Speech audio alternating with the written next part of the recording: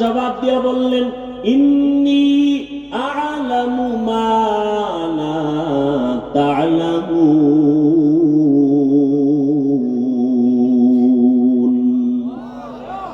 আমি আল্লাহ যাহা জানি তোমরা তা কিছুই জানো না। অর্থাৎ আমি আল্লাহ জানি ওই জাতি গুনাহ চাইলেই করতে পারবে, কিন্তু এমন একদল আমার বান্দা জমিনে থাকবে, এরা গুনাহ করবে দূরের কথা, এদের কাছে কোনো গুনার আসরও লাগতে পারবে না। এমন জাতি অবস্থা তাদের অন্তরে হবে। আল্লাহ পাক এবার সিদ্ধান্ত করে ফেললেন যে ফেরেশতারা, তোমরা বুঝো না কেমনে শ্রেষ্ঠত্ব দান করবো, এবার তুমি বাস্তবে একটা নমুনা দেখাই। আল্লাহ নমুনা দেখাইতে গিয়া আদমকে মানাবা সিদ্ধান্ত নিল। ঘর বানানোর সিদ্ধান্ত আগে, এবার আদমকে বানাবেন। পৃথিবী নামের মধ্যখানে পানির উপরে মাটির আবরণ। আল্লাহ বলেন, সরদার ফেরেশতাদের জিবরাইল জমিনে যাইয়া ওই মাঝখানের মাটির চামড়াটা অংশ আমার কাছে নিয়ে আসে, আমি আদম রে বানাবো। জিবরাইল গিয়া মাটির একটু চামড়া নেওয়া লাগবে, দিবে না, মনে কষ্ট। জিবরাইল ব্যর্থ হয়ে চলে গেলেন। আল্লাহ পানি নেই। আল্লাহ বলেন, মিকাইল যাও। মিকাইল এইসব পারে নাই, ফেরত। এইবার আসছে ইসরাফিল, ফেরত। রাজি হয় না। আল্লাহকে, আজরাইল তুমি যাও তো। আজরাইল সেই কি এর আবার অনুমতি? কুদরতের হাত জিবরাইল ফেরেশতার হাতটার তালু দিয়ে একটা আঘাত করছে, পুরা চামড়া টান মেরে লয়ে দৌড়। আল্লাহ নাও, দেরি হইল না, দেরি কি আবার? মাত্র জিবরাইলের হাতের তালুর মধ্যে ঢুকে গেছে পুরা চামড়া। বুঝেন আজরাইলের তো পুরা হাতটা কত বড়, এটা হলো হাতের তালু। এই ফেরেশতার দেহ কত বড়। আজকে তালতলি একজনের রুহু কবজ করলো, আজকে ঠিক একই টাইমে একজন মারা গেল আমেরিকায়। আজরাইলের কেমনে বলে? মানে পুরা পৃথিবীটা আজরাইলের সামনে একটা পানদানের মতো। কার কুদরত? এবার আল্লাহ ওই প্রথম পৃথিবীর ওই যে চামড়ার মতো হইছে, এখান থেকে আল্লাহ আদমকে বানালেন। আমাদের আদি পিতা। খেয়াল করেন, পেস্টাস লাগাইন না আবার পরে। আদম আদিম শব্দ থেকে, আদিম শব্দ আরবি, এর বাংলা অর্থ চামড়া। কিসের চামড়া? মাটির। মাটির চামড়া থেকে আদম তৈরি। আল্লাহ আদমকে বানাইয়া এরপরে ফেরেশতার সামনে উপস্থাপন করলেন, আর ফেরেশতাদের বললেন, সব মাখলুকাতের নাম বলো। ফেরেশতারা পারলেন না। ওয়াল্লামা আদমাল আসমাআ কুল্লাহা। আল্লাহ আদমকে বললেন, আদম তুমি এবার নামগুলো বলে দাও। আদম সব মাখলুকাতের নাম বলে দিল। এবার ফেরেশতারা কয়, আমরা নিজের যে বড় মনে করছিলাম, মনে মনে ভয় পেয়ে গেছে, আমরা তো আসলে বড় হওয়ার যোগ্য। এটা আল্লাহর কাছে পেশ করলেন কোরআনের আয়াত, সুবহানাকা লা ইলমা লানা ইল্লা মা আল্লামতানা ইন্নাকা আনতাল আলিমুল হাকীম। ও দয়ার মালিক, তুমি যা শিখাইছো তাই পারি, এর বাইরে পারি না। আদমই শ্রেষ্ঠ হওয়ার যোগ্য, আমরা শ্রেষ্ঠ হতে পারি না। আল্লাহকে এটা মুখে বললে হবে না, বাস্তবে দেখাও। উসজুদু লি আদম, আদমরে কি করো? সিজদা করো। এই যে ফেরেশতারা নিজেদের ভুলটা বুঝতে পারলো, এখানে একটা পয়েন্ট খেয়াল করেন। ফেরেশতারা আল্লাহর কাছে ক্ষমা চাইল, যদিও তারা নিজেরা মনে করছেন আমাদের দুর্বলতা, ভুল, কিন্তু এটা আল্লাহর আদালতে কিনা। কথা বলেন না কেন?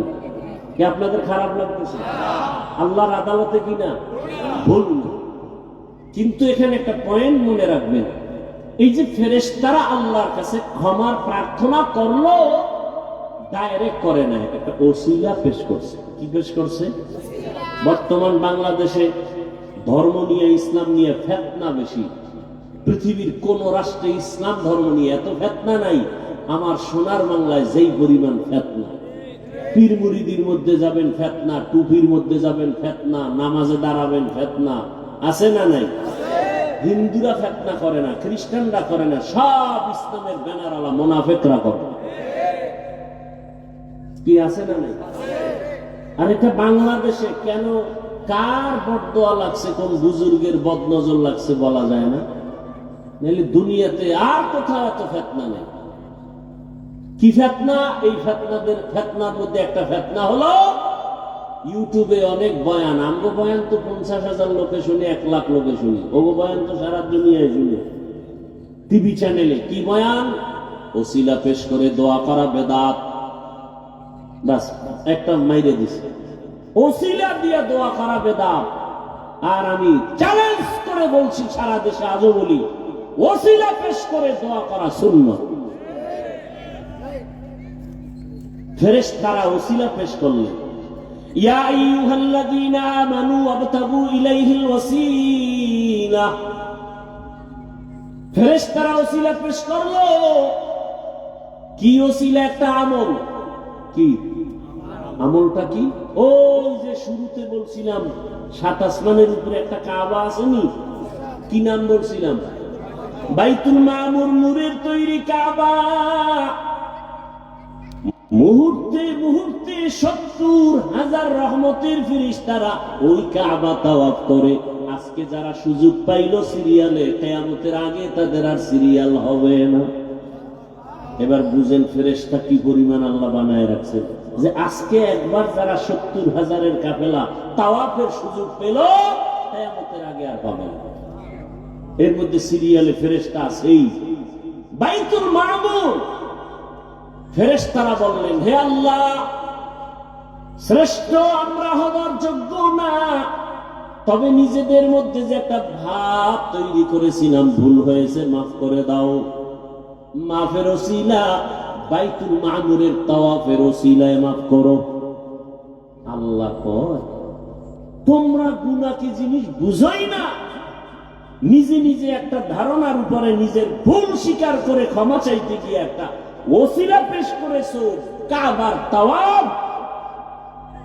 আর আমি যাব বানাবো শ্রেষ্ঠ জাতি হিসেবে, এরা তো কত গুনাহ করবে, ইচ্ছা করে হাতের গুনাহ, চোখের গুনাহ, জবানের গুনাহ। এই যে মোবাইলের দ্বারা হচ্ছে না, সারা রাত মোবাইল ঘরে নিয়ে গুনাহ, চোখের গুনাহ, হাতের গুনাহ, জবানের গুনাহ, অন্তরের গুনাহ, কল্পনায় কল্পনায় গুনাহ। আল্লাহ মোবাইলের গুনাহ থেকে আমাদেরকে হেফাজত করেন। ভাইরা আমার, আল্লাহ পাক বললেন, ও ফেরেশতারা, তোমরা ওসিলা পেশ করেছো বাইতুল মামুর, কাবার তাওয়াফ। আমার যে জাতি বান্দা হবে শ্রেষ্ঠ, এরা অন্যায় করে ক্ষমা চাওয়ার দরকার। এদেরও তো একটা ঘর বানানো প্রয়োজন। ও জিবরাইল, যাও, ওই আদমরে যেই মাটির থেকে বানানোর সিদ্ধান্ত নিলাম, ওখানে বাইতুল্লাহ নির্মাণ করো। প্রথম বাইতুল্লাহ নির্মাণ হয় জিবরাইল আমিন ফেরেশতার মাধ্যমে। এরপরে জমিনে আল্লাহ ঘর বানাইলেন বাক্কা নগরীতে। বাক্কা মানে এখন যার নাম মক্কা, আগে ছিল তার নাম। এই হলো এক ব্যাখ্যা। আর এক কথা হলো, না, বাক্কা কেন বলা হয়? কাবা যে এরিয়ায় আছে এই জায়গাটির নাম বাক্কা, আশেপাশের জায়গার নাম মক্কা।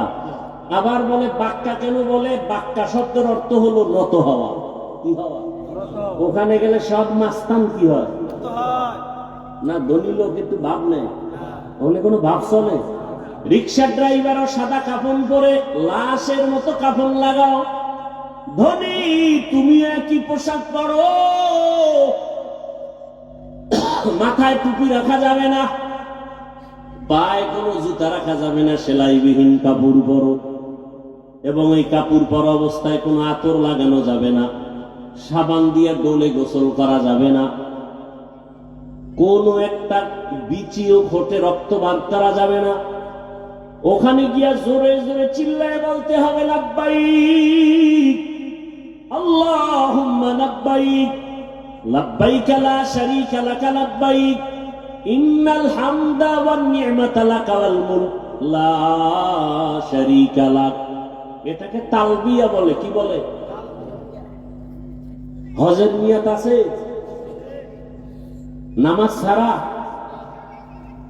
হজ না করা পর্যন্ত মরণ হবে না যদি একটা আমল দি করেন।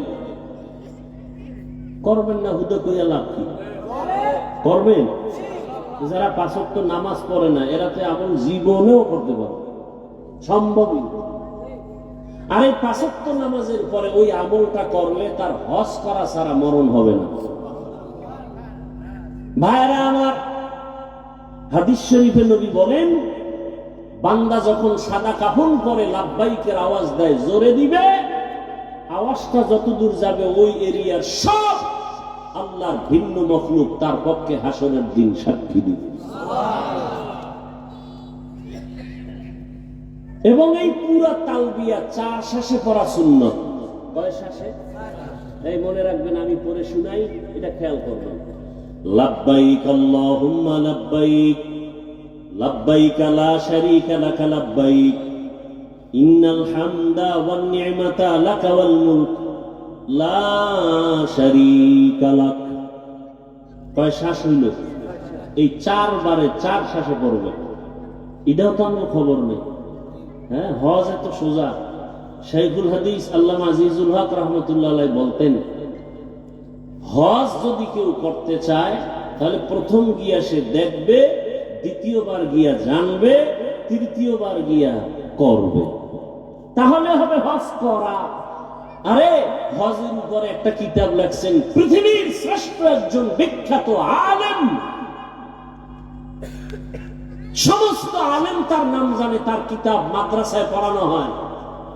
উনি গিয়া বাইতুল্লাহ তাওয়াফ শুরু করছে উল্টা দিকে, অথচ উনি হজের বই লেখছে বিশাল।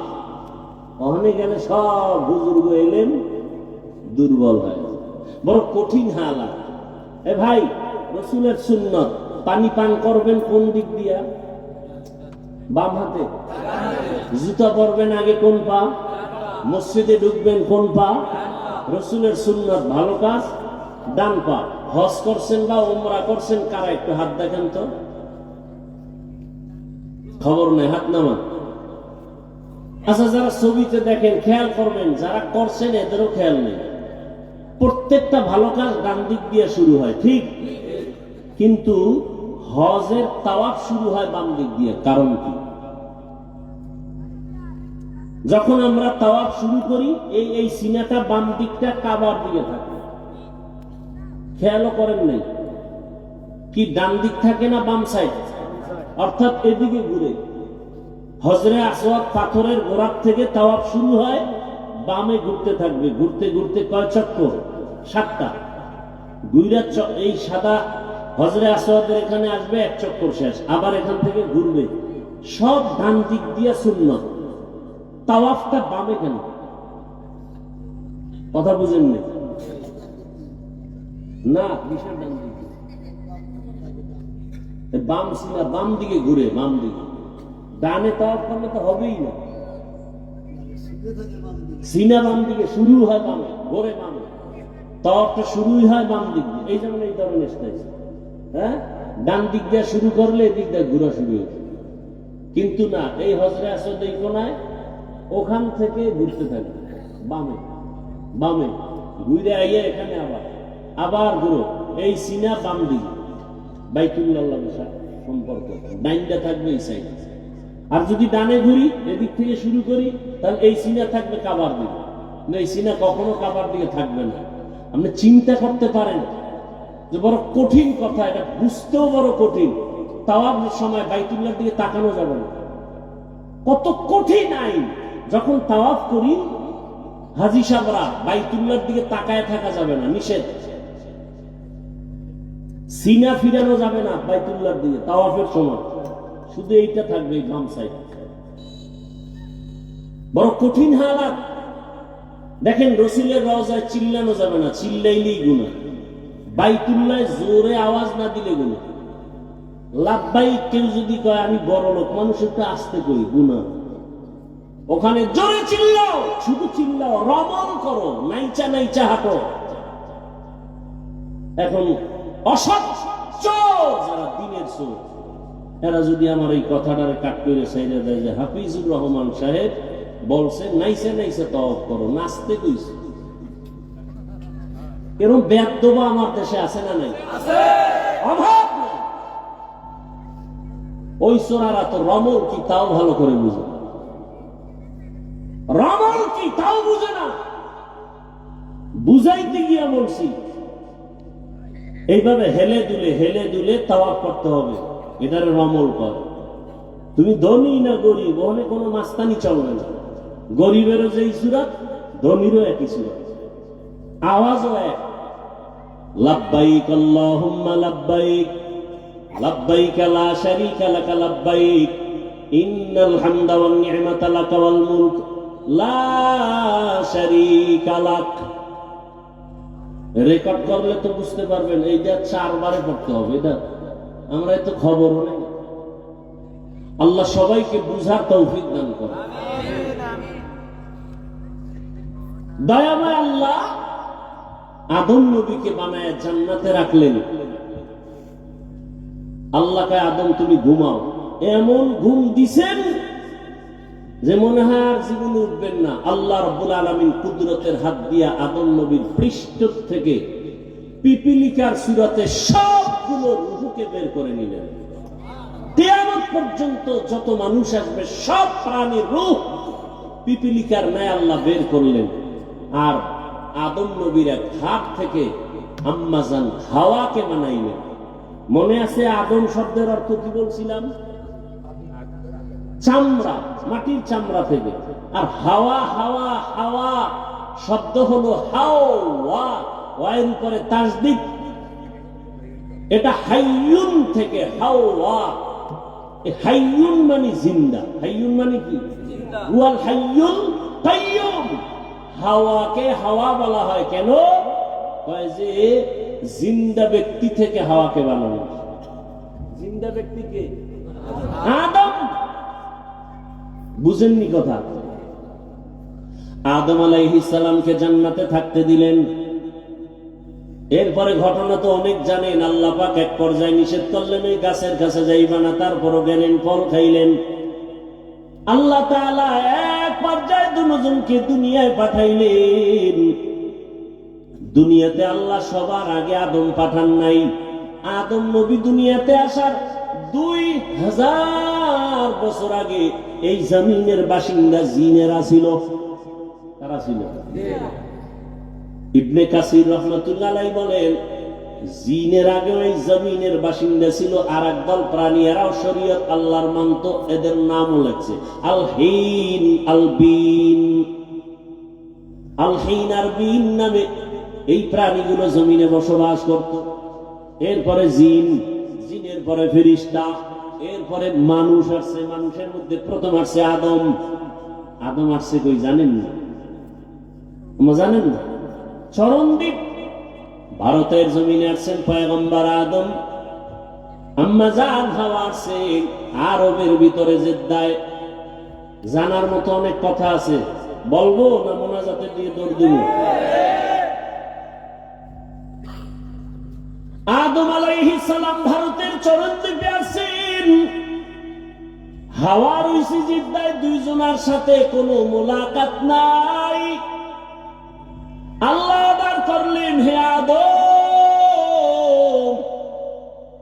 আমার একটা ঘর আছে বাইতুল্লাহ। ওই বাইতুল্লাহর তাওয়াফের মাধ্যমে তোমার দুনিয়ার হাওয়া বাতাস লাগার ব্যবস্থা করে নাও। তোমার শরীরের সাথে জমিনের বাতাসকে অ্যাডজাস্ট করো। ভারতের জমিন এমন এক বরকতের জমিন, এখান থেকে পায়ে হেঁটে হেঁটে আব্বা জান আদম 1000 বার বাইতুল্লাহ গিয়া হজ করেছে। 300 বার বড় হজ, 700 বার উমরা। কোথার থেকে হেঁটে গেছেন? তাহলে ভারতের জমিন খারাপ? ভালো মানে আমার বাবার দেশ। এখন এই চোরারা কইব আমি ভারতের দালাল। কথা বলে আমি বলি তোর 14 গোষ্ঠী দালাল, আমরা নয়। ভারতের জমিন এমন বরকত জমিন যেখান থেকে পৃথিবীর ইতিহাসে প্রথম বাইতুল্লাহর হজ শুরু হয়েছে কার মাধ্যমে? আদম আলা নবিয়িনা ওয়া আলাইহিস সালাতু ওয়াস সালামের মাধ্যমে। কয় হাজার বার? 300 বার বড় হজ, 700 বার উমরা। এর খবরও তো নাই। এই বয়ানটা সেদিন দিছি, সেদিন কোথায় জানি, বাগেরহাট। এর মধ্যে লাগিয়ে গেছে বেয়াদবি করলে ওই মা বাবার অবৈধ, মা বাবার অভিশপ্ত বেয়াদব সন্তানগুলোই আলেমের বিরোধিতা করে।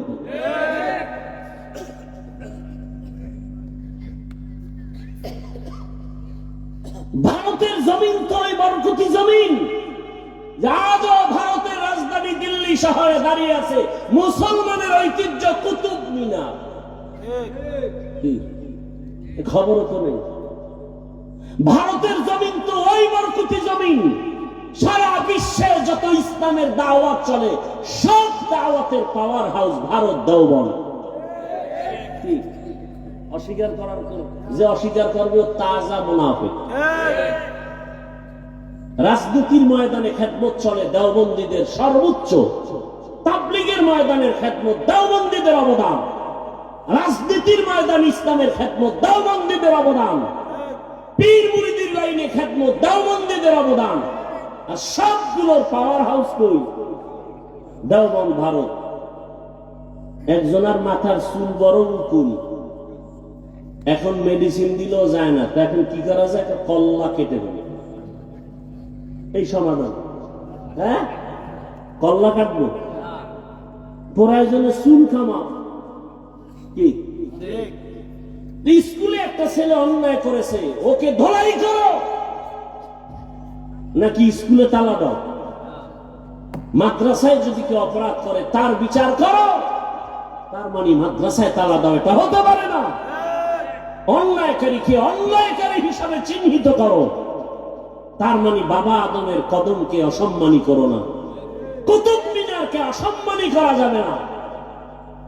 অন্যায়কারীকে অন্যায়কারী বলবো, ভালোকে ভালোই বলবো। বাইতুল্লাহ গেলেন, আরাফার ময়দানে দুজনের সাথে মোলাকাত হলো। কে কে? দুইজনে সংসার করবো না? সংসার করতে যে আগুন লাগবে না? ও আল্লাহ, পাক করবো আগুন পাবো কই? এর পিছে আরো কথা আছে।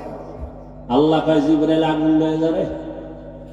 আগুন দিছে কি তরকারি, পাতিল শুদ্ধ পুড়ে ছাই, এত তাপ।